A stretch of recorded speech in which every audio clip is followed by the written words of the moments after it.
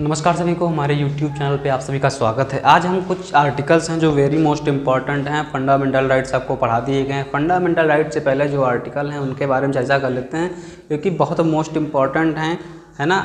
उससे बहुत सारे मुद्दे सामने आते हैं। जैसे आपको बता दें, जो हमारा आर्टिकल 11 है, आर्टिकल 11 में कहा गया है जो भारत में आपको नागरिकता मिल सकती है वो किस किस प्रकार से भारत में नागरिकता पाने के लिए एलिजिबल होंगे, है ना। तो सबसे पहला पॉइंट क्या है कि आप जो है ना यहाँ पर जन्मे हूँ, आपका जन्म हुआ हो कहाँ पे, भारत में, आपका जन्म भारत में हुआ हो, है ना। और इसके आर्टिकल्स भी हैं नागरिकता से 5 से 11 तक, वो भी आपको बता रखे हैं। उसमें थोड़ा पूरा संक्षिप्त में बता रखा है, वहाँ जाके विजिट करें। लेकिन कुछ बेसिक पॉइंट्स बताते हैं आपको। भारत में नागरिकता लेने के लिए आपका जन्म भारत में हुआ हो तब आपको भारत की नागरिकता मिल जाएगी।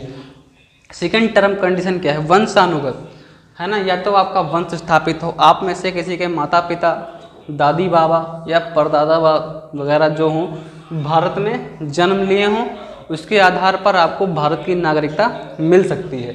तीसरा क्या होगा, पंजीकरण।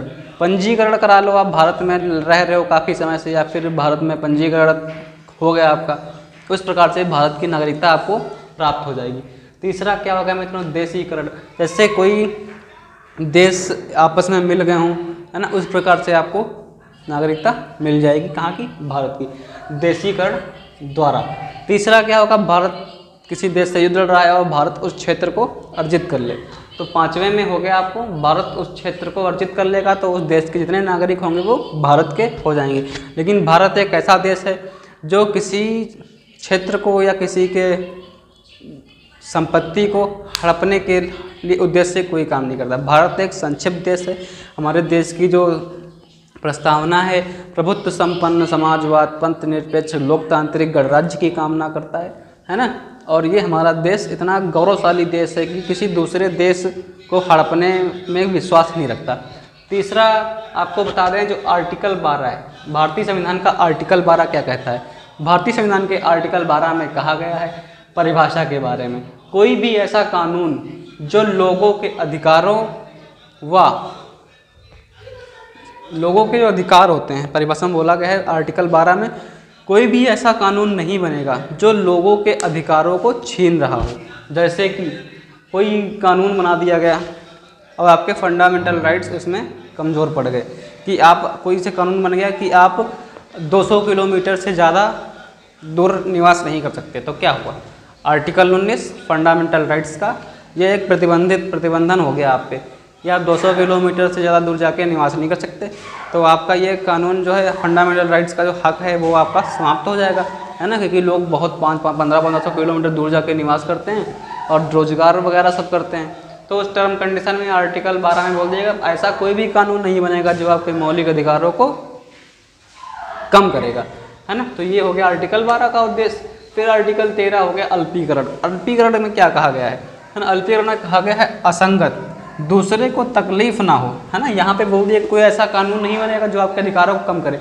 फिर उसके नीचे आर्टिकल 13 में बोल दिया गया दूसरे को तकलीफ ना हो, है ना।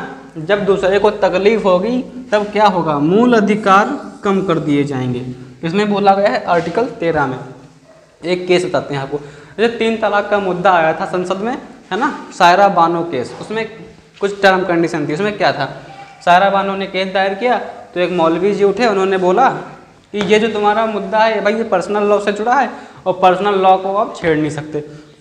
फिर क्या आया, पर्सनल लॉ को हम छेड़ने के लिए हम क्या करेंगे, देखो संविधान, ये हमारा संविधान है, संविधान बनने के पहले, संविधान के पहले जितने कानून थे वो सारे लागू रहेंगे, बट उनसे जो अगर हमारे मौलिक अधिकारों को दिक्कत आएगी ना, तब वो उसमें संशोधन किया जा सकता है, पर्सनल लॉ को भी छेड़ सकते हैं, है ना। तो इसमें क्या था, सायरा बानो का 3 तलाक वाला मुद्दा था, उसमें उनके अधिकारों का बड़ा शोषण हो रहा था। उसी कंडीशन में वो 3 तलाक के मुद्दे को वहाँ उठाया गया और 3 तलाक को समाप्त कर दिया गया। तो यही कहा गया है यहाँ पे आर्टिकल 13 में, अल्पीकरण असंगत, मतलब दूसरे को तकलीफ ना हो तब तक आपके मौलिक अधिकार सेफ रहेंगे। दूसरे को तकलीफ होता है तो उसमें संसद या सुप्रीम कोर्ट अपना कानून बना के उसको संशोधित कर देगी। तो ये हो गया आर्टिकल 11 से लेकर के 13 तक आपका संविधान का मेन पार्ट था। चैनल को लाइक, सब्सक्राइब, शेयर कर लें। धन्यवाद।